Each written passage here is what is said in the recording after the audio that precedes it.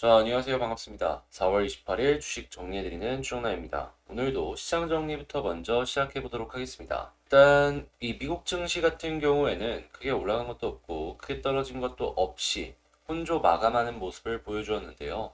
일단 내용들을 하나씩 살펴보자면 이 급락이 최근에 나왔죠. 여기에 따른 반발 매수세가 조금 들어온 걸 확인을 할 수가 있었고, 마이크로소프트 등 일부 기업들이 실적 호조 소식이 들려오면서 상승세를 보여준 종목들도 몇몇 확인을 할 수가 있었습니다. 다만 이 글로벌 경기 둔화 우려도 이 주요 빅테크 기업들 중에서 몇몇이 부진한 모습을 보여주면서 증시는 혼조 마감하였다라고 보시면 될 것 같고요. 이 중요한 기업들 실적 어떻게 나오는지만 간단하게 보자면 마이크로소프트는 좋았고요. 메타 역시도 괜찮은 모습이 보여줬습니다. 다만 구글이나 몇몇 기업들 같은 경우에는 조금 아쉬운 모습을 보여주었다. 이렇게 생각을 하시면 되겠네요. 자, 그리고 페드의 공격적인 긴축 우려는 계속되고 있고요. 중국 코로나19 봉쇄 우려 등 글로벌에 따른 경기 둔화 우려가 지속되고 있는 점은 악재라고 보시면 됩니다. 자, 그리고 러시아가 폴란드와 불가리아에 가스 공급 중단 소식이 들려온 점도 이 글로벌 인플레 부분에 굉장히 큰 요인이다라고 생각을 하면서 볼 수가 있기 때문에 이 부분이 어떤 식으로 연결이 되어 갈지 하나씩 여러분들 살펴보시면 좋을 것 같고요. 자, 국제유가는 WTI 기준 102.02달러에서 마감을 하였고, 채권은 약세, 달러는 강세, 금은 하락 마감하였습니다. 자, 그럼 뉴스들을 보면서 현재 시장이 어떻게 돌아가고 있는지 그냥 간단하게 한번 체크를 해보도록 하겠습니다. 우선 미국 30년 모기지가 이 5.37%를 달성을 하면서 2009년 이후 지금 굉장히 높은 가격이다라고 이야기가 나오고 있습니다. 하다 보니까 금리가 이렇게 올라가면 수요는 당연히 급감을 할 수밖에 없겠죠. 당연히 최근에 굉장히 이 금리인 상황에서 이게 확 올라가 보니까 비교가 훨씬 더 많이 되기도 하고요. 당연히 이런 모습이 보여지게 된다면 주택 판매 자체도 계속해서 떨어질 수밖에 없기 때문에 이제 이 위치에서 매수를 하신 분들 같은 경우에는 잘못하면은 물렸다, 물렸다라는 소식을 들려올 수도 있을 것 같은데 이거는 미국뿐만 아니라 한국 역시도 비슷한 결이 유지가 될 수가 있기 때문에 한국에 부동산 투자하실 분들 같은 경우에는 미국 쪽을 조금 주목하시는 게 어떠할까? 제 개인적인 생각 말씀을 드리고 싶고요. 자, 그리고 현재 이 부동산뿐만 아니라 전 세계의 시장 자체가 불확실성이 커지고 있습니다. BOFA 같은 경우에는 글로벌 중앙은행이 시장 불확실성 요인이다라는 이야기를 하고 있는데, 네, 이제 저 같은 경우에는 결국에 금리 따라갈 것이다라고 생각을 합니다. 금리 보면은 시장이 어떤 식으로 흘러가고 있는지 알기가 굉장히 편하거든요. 그래서 저는 웬만하면은 그냥 뭘 봐야 될지 모르겠다 싶으면 금리 보는 걸 추천드리고요. 자, 최근에 약세장에 나스닥의 반도체 주가 대부분 폭락을 했다라고 합니다. 지금 CNBC에서는 매수 기회다라고 이야기를 하는데 요거는 제가 주구장창 이야기를 했죠. 한국 같은 경우에는 특히나 이 반도체 수출량 1등 국가는 압도적인 1등이 중국이기 때문에 중국의 공장만 다시 돌아가기 시작을 한다면 가격은 다시 회복을 할 것이다. 그러면 일단 지금 어떻게 보면은 이 봉쇄로 인해서 떨어지는 그런 모습들이 보여지고 있는데 이 봉쇄 풀린다라고 하면은 중국에서 다시 공장을 빠르게 가동을 할 가능성이 높기 때문에 올라갈 수 있다라고 생각하면서 지금 뭐 나쁘지 않게 볼 수 있겠죠. 제가 보는 삼성과 하이닉스의 관점이 이렇다라는 거 여러분들 감안하시면서 보시면 좋을 것 같고요. 자, 러시아 공급 중단 조치에 지금 유럽의 천연가스 가격이 5% 이상 급등하는 모습이 보여지고 있다라고 합니다.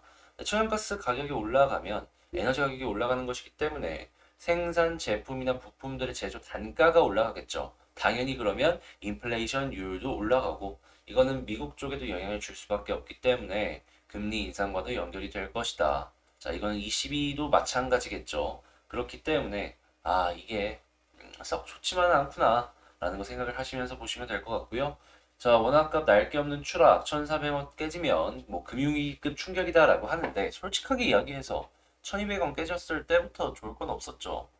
이게 뭐 어떤 분들 같은 경우에는 수출하기 되게 유리해진 거 아니냐라고 할 수 있는데 기본적으로 원 달러 가격이 이렇게 변동성이 커지면요. 한국 증시에서 외국인들이 가만히만 있어도 한천 원이 생깁니다. 그래서 나가요. 예를 들어서 1조를 넣었다라고 칩시다. 근데 뭐 1,000원이었던 이 원 달러가 갑자기 1,010원이 됐다라고 생각을 해봐요. 그러면 10원이 변동이 생긴 거잖아요. 그러면 외국인들 입장에서는 난 1,000원을 들어왔는데 1조를 들어왔는데 갑자기 1%가 손실이 잡히네. 그것만 해도 100억입니다, 여러분. 100억이에요, 100억. 예, 그렇기 때문에 지금 최근에 이렇게까지 계속돼서 보여주는 원화 가격은 좋은 상황은 결코 아니다라는 것이죠. 그리고 외국에서 수입해올 때도 비쌀 거 아니에요. 이게 변동성이 커지면 커질수록 우리 입장에서는 이 수출 기업들은 그나마 좀 살아남는다라고 하더라도 이 일반 소비자나 아니면 주식하는 입장에서는 좋을 게 없다라는 것이죠. 그래서 요 원화값이 조금 안정이 되면서 외국인이 다시 언제금 들어와 줄 수 있을지 요걸 좀 보면 좋을 것 같고요. 자, 삼성전자가 미국의 M&A 전문가를 영입을 했다라고 합니다. 지금 BOFA의 반도체 투자 적임자를 지금 데리고 왔다라고 하는데 일단 여기서 우리가 주목해 봐야 될 거. 반도체 투자 책임자. 뭔 소리냐? 아, 삼성전자가 반도체 기술 관련된 M&A를 진행할 수 있겠구나. 근데 이제 외국인을 데리고 왔단 말이에요. 그러면 한국에 있는 기업들을 M&A 하기보다는 해외에 있는 기업들을 M&A 하지 않을까 싶은데, 뭐, 이 사람이 들어와가지고 로봇 M&A나 뭐 이런 걸 하겠다라는 생각보다는 반도체 쪽에 조금 집중을 해서 보는 게 좋을 것 같습니다. 딱 얘기해 주잖아요. 반도체 투자 책임자. 그리고 해외에 있는 전문가. 그러면 이제 해외 쪽의 M&A죠. 자, 그리고 최근에 지급 여력 위험한 보험사가 두세 곳 더 있다. 뭐 이런 얘기들이 나오고 있습니다. 이게 뭐 제도 탓이다라고 이야기를 하는데 어쨌든 문제는 여력이 좀 없다라는 부분이 포인트가 되지 않을까 싶어요. 그러면 요걸로 인한 피해를 받는 기업들이 분명히 생길 거거든요. 하다 하면 제가 생각을 했을 때에는 주식 쪽에서도 전체적으로 생명 섹터에 좀 안 좋은 모습을 보여줄 수도 있다라고 생각을 해요. 다만 만약에 이게 파산까지 연결이 된다라고 한다면 이 재편이 좀 될 것이다라고 생각을 하거든요. 뭐 인수합병을 통해서 그러면 이제 남아있는 몇몇 기업들이 완벽하게 이제 과점 구조로 차근차근 흘러갈 수가 있다라는 것이죠. 그래서 만약에 그렇게까지 가게 된다면 살아남는 기업들은 더욱더 커질 가능성이 높다. 요거 이제 생각을 하시면서 보시면 좋을 것 같고 자, 최근에 우크라이나 전쟁, 북한 도발 이런 것들 때문에 정찰 위성 산업이 커진다라는 얘기가 나오고 있습니다. 뭐 저궤도 위성 안테나 사업이나 여러 가지가 이제 계속 커지는 모습도 같이 보여주고는 있는데 아무튼 위성이 차세대 먹거리로서 계속해서 이제 떠오르고 있고 한국 같은 경우에는 관련된 사업으로서 좀 영위하는 것들이 몇몇 있다 보니까 한번 주목을 해보시면 이러한 쪽으로도 먹고 나올 수 있는 파이는 충분히 있어 보일 것이다라고 생각을 해볼 수가 있겠습니다. 자, 이렇게 시장 정리 한번 싹 해봤는데 도움되었다라고 생각을 하시는 분들은 구독과 좋아요 한 번씩 눌러주시고요. 자, 그리고 방금 말씀을 드린 내용들 같은 경우에는 이렇게 장 시작 전에 먼저 보여드린다라는 거. 어디에서? 텔레그램 공부방에서. 자, 그리고 이 텔레그램 공부방에서는요, 단순하게 요 시장 정리만 올려드리는 게 아니라 뭐 수급이 어떻게 들어왔기 때문에 이걸 어떻게 공부하면 좋을지 같은 내용이나 아니면 지금 막 리포트가 하루에 몇십 개씩 나옵니다. 근데도 딱 골라가지고 가장 좋아 보이는 이런 거 있다. 한번 공부해봐라. 이런 것도 이제 올려드리고 있으니까 아, 시장 정리뿐만 아니라 공부도 한번 해보고 싶다라고 생각하시는 분들은 제 채널 커뮤니티에 있는 텔레그램 링크를 통해서 이 텔레그램 공방에 입장해 주시면 되겠습니다. 자, 그러면 저는 일단 시장 정리 이렇게 맞춰보도록 하고요. 구독, 좋아요 잊지 마시고 본 영상 시작해 보도록 하겠습니다. 자, 제가 이번에 가지고 온 종목은 두산중공업 아니죠. 두산 에너빌리티를 가지고 왔습니다. 이 사명이 바뀐 지 얼마 안 된 상황에서 쭉 빠지고 다시금 또 바닥을 딛고 올라가려는 모습을 보여주고 있는데 지금 나와 있는 뉴스들이 계속 좋은 것들만 나오고 있습니다. 어떤 거 나오는지 확인을 해보고 우리가 어떤 걸 살펴보면 좋을지 지금부터 생각을 해보도록 하겠습니다. 일단 제일 먼저 이 자회사 이야기이긴 한데 지금 두산 퓨얼셀이 중국에 수소 연료 전지를 공급하기 시작을 했다라고 합니다. 이 전 세계에서 연료 전지 부분에 있어서는 유일하게 흑자의 기업이 이 두산 퓨얼셀이다라는 이야기를 꾸준하게 들어왔었는데요. 이번에는 이 중국에도 연료 전지를 공급을 하는 모습을 보여주면서 확실하게 글로벌에서도 시장 점유율을 확실하게 차지해 나가겠구나라는 걸 예상을 해볼 수가 있겠습니다. 자, 그리고 중공업 역시도 자회사인 퓨얼셀과 함께 수소 관련 사업을 진행을 하고 있잖아요. 하다 보니 이렇게 수소 시장 자체가 커지는 모습을 보여주게 된다면 충분히 괜찮은 결과값을 만들어갈 수 있다라는 걸 생각해 볼 수가 있기에 이러한 부분은 매우 긍정적이다라고 생각을 해볼 수가 있을 것 같고요. 자, 수소경제 구현에는 원자력이 필요하다. 탄소 중립에는 원자력이 필요하다라는 이야기가 계속해서 나오고도 있기 때문에 이게 또 수소랑도 이런 식으로 엮여지네 라는 거 생각을 하시면 좋을 것 같습니다.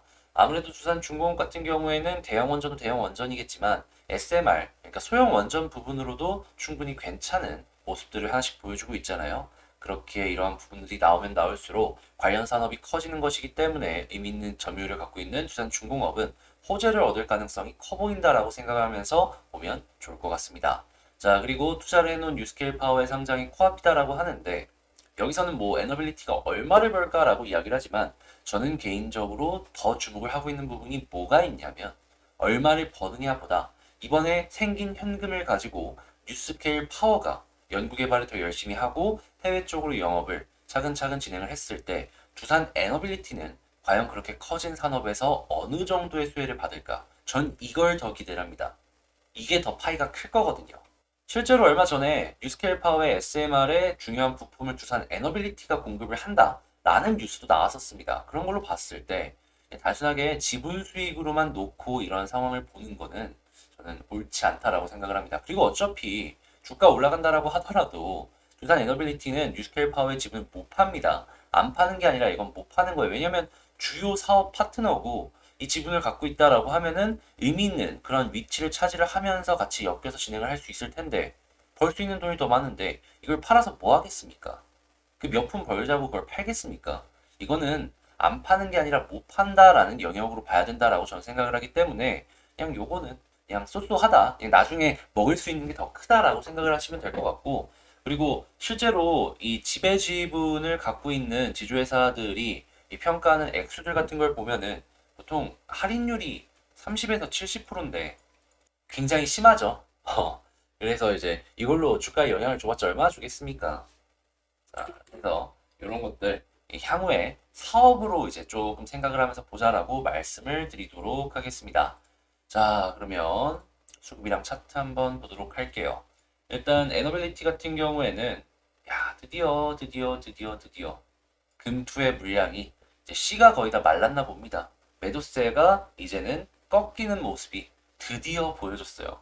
이 자그마치 한 달 내리 계속해서 매도세가 셌었는데 이제 차근차근 매수세가 세다라고 보긴 어려워도 매도세가 줄었다라는 것 자체만으로 우리는 지금 상황이 매우 긍정적이다라고 생각을 해볼 수가 있을 것 같은데요. 자, 외국인만 돌아서 주게 된다면 저는 조금 더 이제 긍정적인 흐름이 나와주지 않을까 생각을 해볼 수가 있을 것 같습니다. 여기서도 핵심 포인트는 무엇이다? 개인들의 물량만 팔려야 된다. 팔려야 된다. 그래서 요거 꼭 기억을 하시면서 이 두 가지에서 빨간불이 들어와주면 좋게 생각을 하시면 좋을 것 같아요. 자, 그리고 나서 지금 지지 라인을 어디를 보면 좋냐? 저는 61선. 여기를 보면 아주 좋다. 그리고 만약에 뚫고 올라가게 된다면 일단은 21선이 핵심이다라고 생각을 하는데 241선이 또 위에 있단 말이에요. 그래서 이왕 뚫어주는 거 두 개 같이 동시에 뚫어주면 더 좋겠다라고 생각을 해볼 수가 있을 것 같습니다. 그래서 여기를 뚫어주게 된다면 지금 현재 위치로 놓고 본다면 이렇게 역회된 숄더도 기대를 해볼 수가 있겠고요. 자, 그리고 여기서부터 이렇게 껐을 때 아래서부터 떨어지는 요 라인도 돌파를 하게 된다면 추가적인 상승 역시 기대를 해볼 수가 있을 것 같습니다. 자, 그리고 만약에 그렇게 되었을 때 매물대가 가장 많이 쌓여있는 부분이 원래는 여기였는데 일단 찔러준 게 두 번 있었잖아요. 그리고 여기 부분은 여기가 소화했다라고 친다면 그러면은 요 부분까지는 한번 찔러주는 그림도 생각을 해볼 수가 있을 것 같네요. 자, 그럼 방금 말씀을 드린 내용들을 가지고 총정리를 한번 해보자면 지지라인 이거 지켜보면 좋다. 그리고 나서 돌파가 확실하게 여기 이상으로 가게 된다면 역회된 숄더의 그림까지도 볼 수 있기 때문에 여기 일단 1차적으로 보고 여기마저 뚫어주게 된다면 이전 고점 여기 조금 아래 부분까지 보면 매우 좋을 것 같다 라고 말씀을 드리면서 자, 두산 에너빌리티 마치도록 하겠습니다. 자, 최근에 이 시장 상황 때문에 계속 떨어지는 모습도 보여주고 하다 보니까 많은 분들께서 야, 피곤하다라고 생각을 하셨을 거예요. 근데 지금 어떻게든 모양은 만들고 있고 호재는 다른 종목들과 비교를 해서 더 좋은 것들만 골라서 계속 나오고 있습니다. 힘을 모은 지도 꽤 됐기 때문에 이게 한번 발산이 되게 된다면 다시 한번 단계적, 구조적인 레벨업이 나올 수도 있다라고 생각을 하는데 저는 이렇게 생각을 하는 거니까 참고하실 분들은 참고하셨으면 좋을 것 같고요. 저는 다음에 더 좋은 영상으로 다시 찾아뵙도록 할 테니까 다음 영상도 많은 시청 부탁을 드리도록 하겠습니다. 구독, 좋아요 부탁드리며 이상 주식 정리해드리는 주정남이었습니다. 감사합니다.